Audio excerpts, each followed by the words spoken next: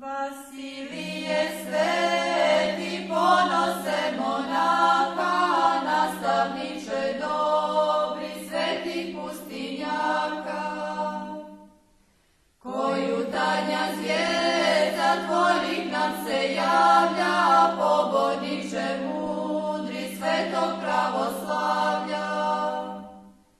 U pešteri hladnoj usred stjene sive, tvoje mošti zrače duhom vjere žive. I sad kao negda u vremena stara, naše vjere svete koja čuda stvara.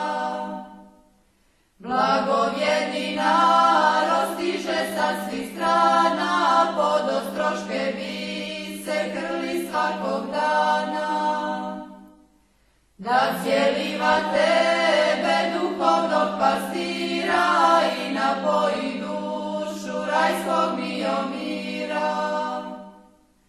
A sve sile strepe od imena tvoga, lome se o stjene tvrdoga ostroga.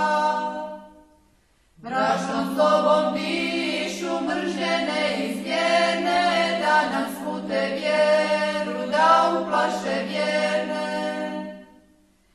Suzama si vjere grio hladne stjene, opas miru dobri crkve namučene. Narodu srpskome Bogom darovani, bogonosni oče slavom ovjenčani.